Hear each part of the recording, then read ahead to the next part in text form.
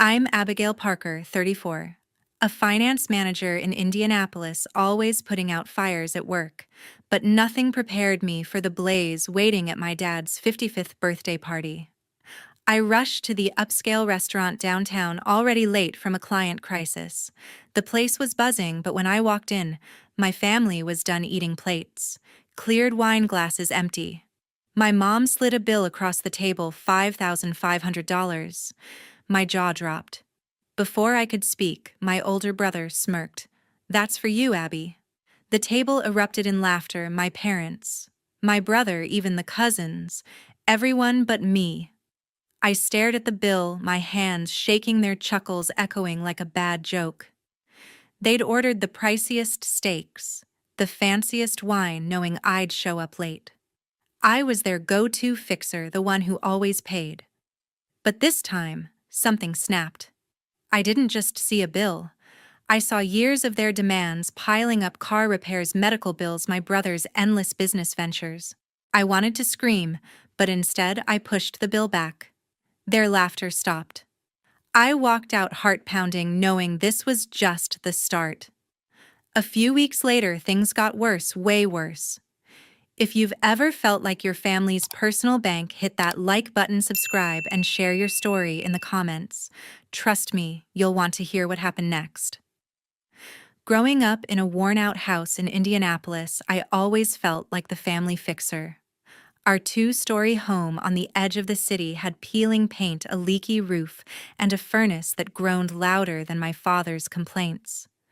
My father, Henry, was a truck driver until his knees gave out at 50, forcing him to retire early.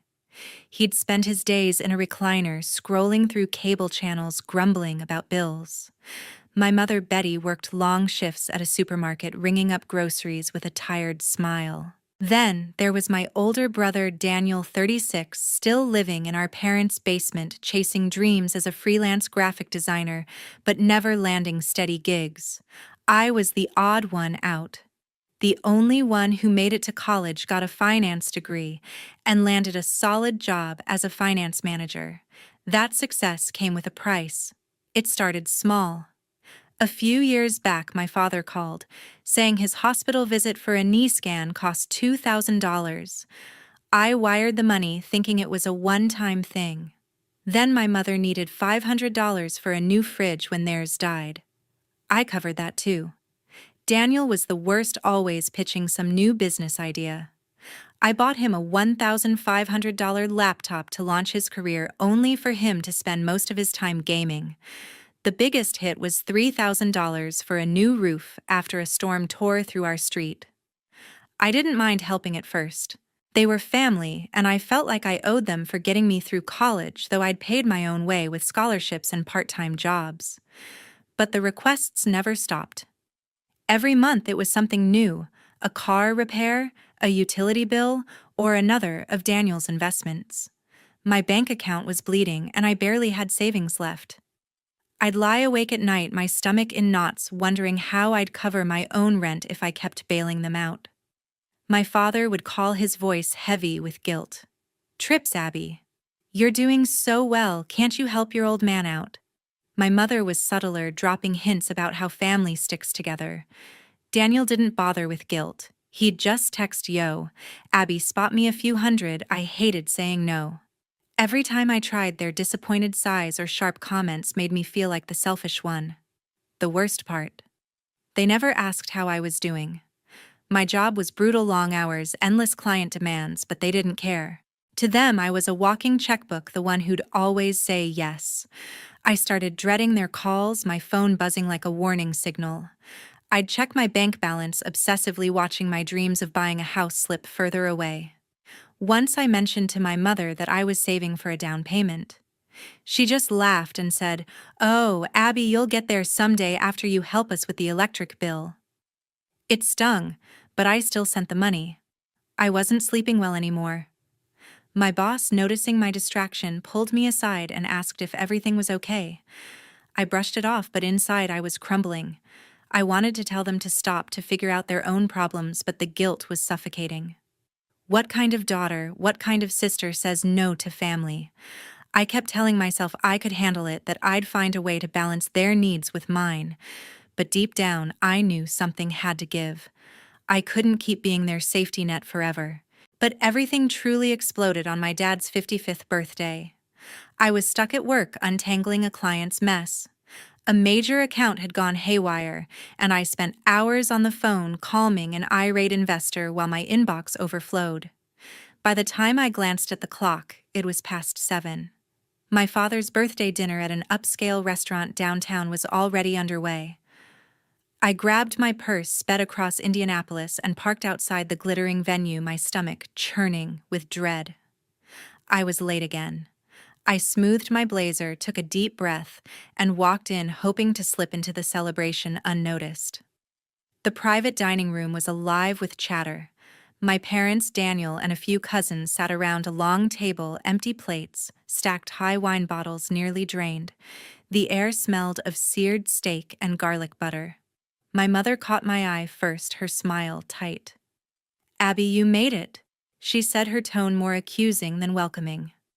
I apologized, citing work, but Daniel cut me off. "Always the big shot, huh?" he said, leaning back with a smirk. The cousins chuckled, and my father raised an eyebrow, sipping his wine. I forced a smile, trying to ignore the sting. I sat down, expecting to join the toast for Dad's 55th. Instead, my mother slid a leather folder across the table. "Here's the bill," she said, her voice calm but pointed. I opened it and my heart stopped.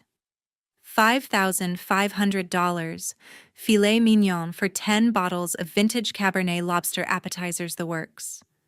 I looked up, stunned. "You expect me to pay this?" I asked, my voice shaking. My father leaned forward, his expression serious. "Abby, you're doing so well. It's time to share your success with family." Daniel grinned, folding his arms. "That's for you, Abby," he said, his words dripping with mockery. The table burst into laughter, the sound grating against my nerves. My hands trembled as I gripped the folder. This wasn't just about the bill. It was every time I'd bailed them out, every dollar I'd sent without question, every sacrifice I'd made to keep them afloat. I thought of my dwindling savings, the house I couldn't afford, the nights I'd spent worrying about their next request. They didn't see me as family, they saw me as their solution. My mother's smile didn't waver, but her eyes were cold, expectant. Daniel's smirk widened like he enjoyed watching me squirm. Even the cousins who barely knew me joined in as if my role was a given. I wanted to scream, to flip the table, to tell them how their demands had drained me, but I didn't. I took a slow breath, my resolve hardening. "No," I said, my voice steady despite the knot in my chest. "I'm not paying this." I pushed the folder back toward my mother, the leather scraping against the tablecloth. The laughter died. My father's face hardened and Daniel's smirk vanished. "Abby, don't be selfish," my mother said, her tone sharp now. But I was done. I stood my chair, scraping the floor, and walked out, their stunned silence trailing behind me. Outside, the cool night air hit my face, but it couldn't calm the fire inside. I was furious at them, at myself, for letting it go this far. My hands shook as I unlocked my car, my mind racing with every time I'd said yes when I should have said no. This wasn't just about one dinner.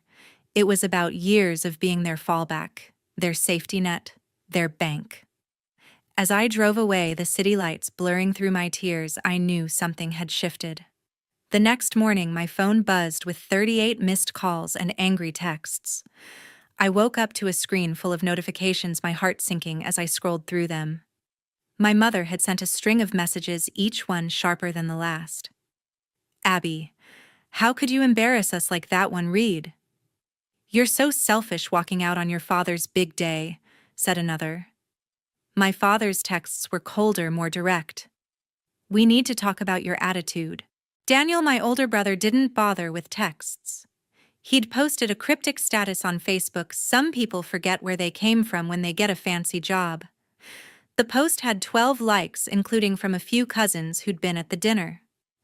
My stomach churned, not just from their words, but from the public humiliation. They were painting me as the villain, and it was working. By noon, my inbox pinged with an email from my father. The subject line read, "Family Financial Agreement." I opened it expecting an apology or at least an explanation. Instead, it was a typed document, formal and cold, outlining a plan for me to contribute $1,000 a month to support the family. My father wrote that it was my duty, given my success, to help with their expenses, groceries, utilities, even Daniel's business needs. He ended with, "We've always been there for you, Abby. It's time to give back." I stared at the screen, my hands trembling.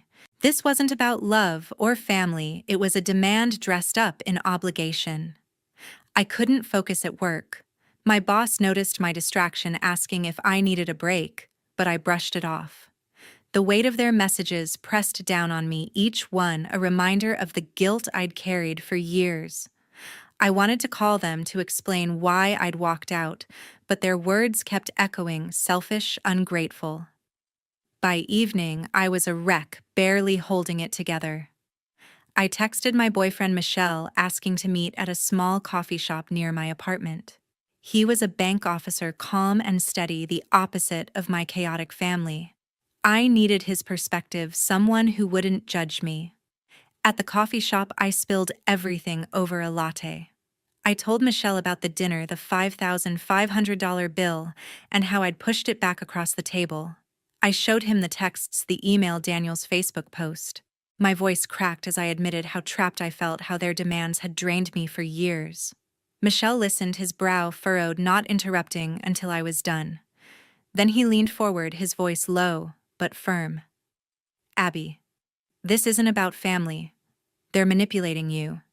They're using guilt to control your wallet." His words hit like a punch.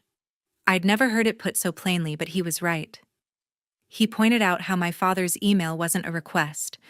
It was a contract, like I owed them for existing. Michelle pulled up Daniel's post on his phone, shaking his head. "This is public shaming, Abby. They're trying to make you cave." He asked me to think about what I'd gained from giving them money, nothing but more demands. I sat there, the coffee growing cold as his words sank in. For the first time, I saw my family's actions for what they were not. Love, not loyalty, but a calculated way to keep me tethered. Michelle reached across the table, squeezing my hand. "You don't owe them your life," he said. "You deserve to live for yourself." Driving home, I felt a mix of relief and anger. Relief because someone finally understood, anger because I'd let this go on so long. I deleted their texts without responding, muted their notifications, and archived my father's email. I wasn't ready to confront them again, not yet. But Michelle's words stuck with me, a lifeline in the chaos. I knew I couldn't keep living like this, always at their mercy. Something had to change, and it had to start with me. A few weeks later, I drove to my parents' house, bracing for a showdown. The two-story house in outer Indianapolis looked as tired as ever, with chipped paint and overgrown shrubs. My father had called the day before, his voice softer than usual, saying we needed to talk things out as a family. I agreed, hoping for a real conversation, but my gut told me otherwise. After weeks of their relentless texts and that ridiculous email about a monthly payment, I was ready to draw a line. I parked, took a deep breath, and stepped inside, my heart pounding like a drum. My parents and Daniel were waiting in the living room. The old couch sagged under my father's weight, and my mother sat stiffly, her hands folded tight. Daniel lounged in a chair, scrolling on his phone, barely glancing up. "Abby, good you came." My mother said, her tone clipped but trying to sound warm. My father gestured to a seat, holding a printed document, the same family financial agreement from his email. "We need to sort this out," he said, sliding it toward me. The paper outlined a plan for me to pay $1,000 a month for their expenses. I scanned it, my jaw tightening. It wasn't a discussion, it was an ambush. I pushed the paper back. "I'm not signing this," I said, my voice firm.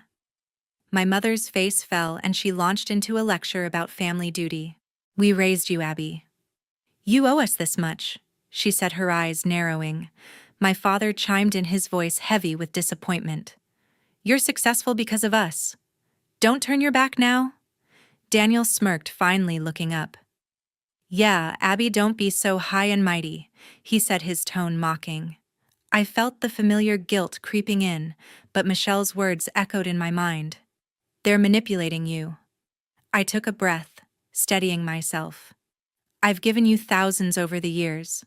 Hospital bills, laptops, a new roof. When does it end?" I asked, my voice rising. My mother started to interrupt, but I kept going. "I can't keep bankrolling your lives while I'm barely holding on to mine." The room went quiet, their faces a mix of shock and anger. Then Daniel, rolling his eyes, muttered, "If Dad didn't have that $20,000 savings tucked away, maybe we'd need your money more." The words hung in the air. My father's face froze and my mother's eyes widened, shooting Daniel a look. "What savings?" I asked, my voice sharp. Daniel hesitated, realizing his mistake, but it was too late. "The account Dad's had for years," he said, trying to backtrack. "It's for emergencies, not like we're hiding it." My father cut in, his voice defensive. "It's for our future, Abby. We just wanted to test your loyalty to see if you'd step up." I stared at them, my blood boiling. $20,000 hidden while they pressured me for every cent I had. This wasn't about need, it was about control. I stood my chair, scraping the floor. "You lied to me," I said, my voice shaking with rage. "You let me drain my savings, my dreams, to test me." My mother tried to speak, her voice softer now, but I cut her off. "No, I'm done. I'm not your bank anymore." I grabbed my purse, my hands trembling, and headed for the door. My father called after me. "Abby, don't do this," but I didn't stop. Daniel shouted something about me being ungrateful, but his words faded as I stepped outside. The cool air hit my face, and I felt a rush of freedom, like a weight had lifted. But it came with pain, a deep, aching hurt. These were my parents, my brother, the people I'd loved and sacrificed for. And they'd played me, used my guilt to keep me tethered. As I drove away, tears stung my eyes, but my resolve hardened. I wasn't going back.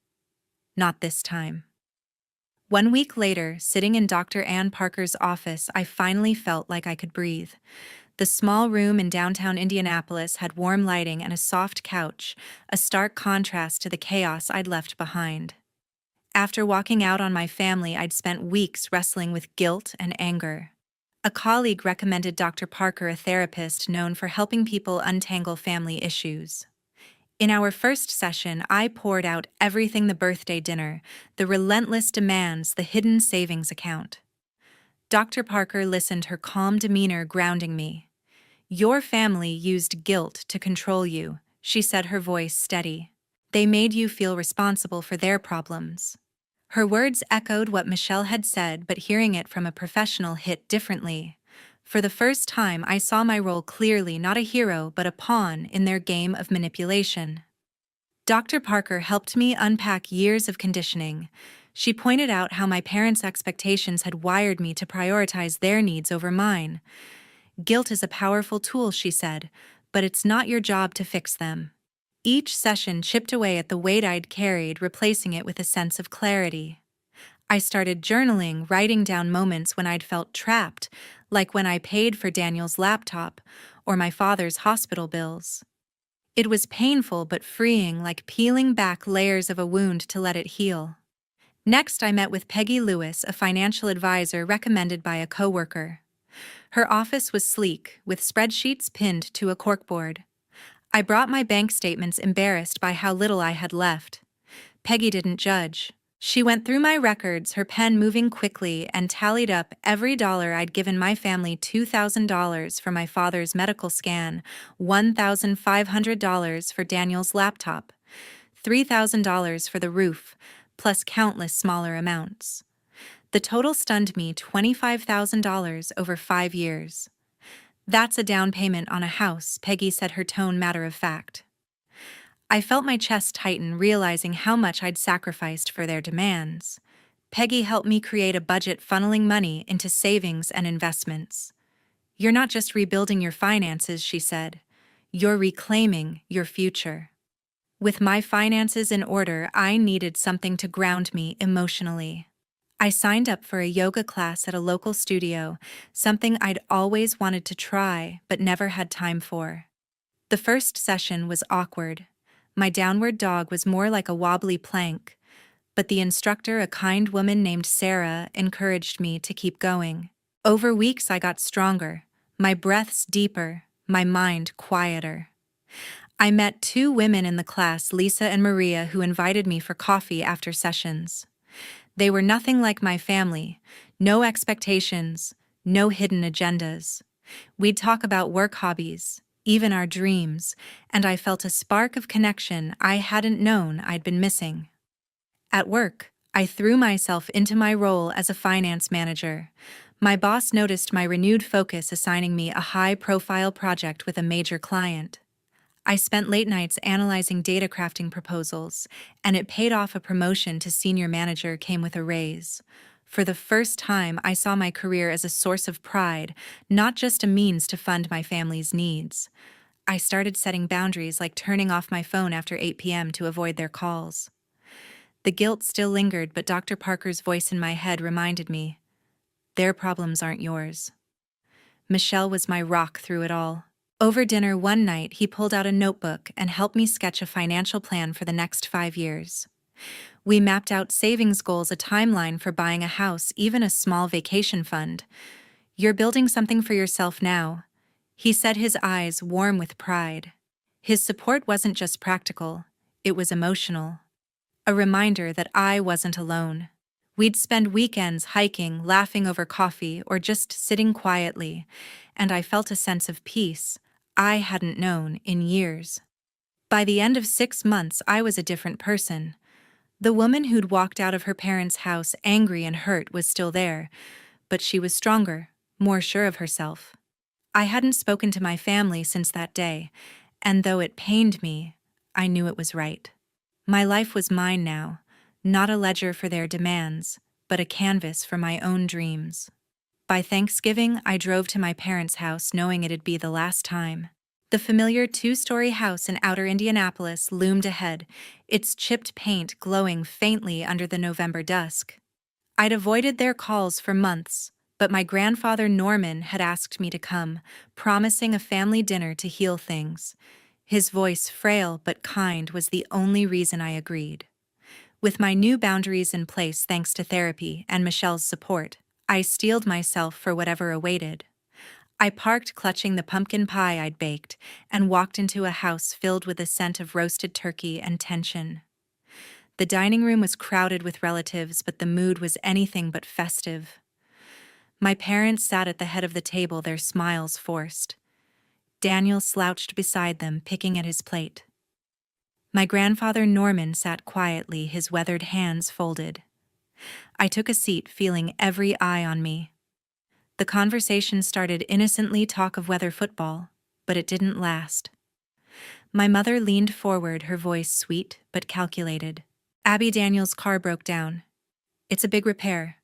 We thought you could help. Daniel nodded, adding, it's only fair since you're doing so well. My stomach twisted. They hadn't changed. I set down my fork, my voice steady. I'm not paying for that. The table fell silent. My father's face reddened. Abby, this is family. You don't turn your back on us, he said, his tone sharp. My mother chimed in. You've always helped before. Don't start acting selfish now. Their words stung, but I'd heard them too many times. I started to respond, but my grandfather raised a trembling hand, silencing the room. Enough, he said, his voice firm despite his age. All eyes turned to him. Norman looked at me, his eyes warm but sad. When I was your age, Abby, I had a brother who leaned on me for money, always a new excuse, a new need. I gave until I had nothing left, and he still asked for more. It broke me. He paused, his gaze sweeping the table. You're doing to her what he did to me. She's not your bank. The room froze. My mother's face paled and Daniel shifted uncomfortably. My father opened his mouth to argue, but Norman cut him off. Let her live her life, he said, his voice cracking with emotion. I felt tears prick my eyes, not just for his words, but for the weight of his own regret. I stood, my heart racing but resolute. I love you all, but I'm done being your solution, I said, looking at my parents and Daniel. I'm not coming back. My mother gasped, her hand flying to her chest. Daniel scoffed, muttering, "Good luck on your own." My father just stared, his jaw tight. I turned to Norman, squeezing his hand, and walked out the door, clicking shut behind me. The cold air hit my face, but inside, I felt a spark of freedom tempered by grief for the family I'd hoped they could be. Months later, I heard through a cousin that my parents had lost their house. Without my financial support, they couldn't keep up with the mortgage and moved to a small rented apartment downtown. Daniel, no longer propped up by my money, took a job as a warehouse worker, his business ideas fizzling out. The news didn't bring joy, it hurt knowing they were struggling. But it also confirmed what I'd suspected: they'd relied on me to avoid their own responsibilities. Meanwhile, I closed on a one-bedroom condo in a quiet Indianapolis neighborhood. The day I moved in, Michelle helped carry boxes, his laughter filling the empty space. We painted the walls a soft blue, hung photos from our hikes, and planned a small housewarming with my yoga friends Lisa and Maria. My job as a senior finance manager kept me busy, but I made time for yoga therapy and quiet evenings with Michelle. For the first time, I felt at peace, not because everything was perfect, but because my life was finally mine.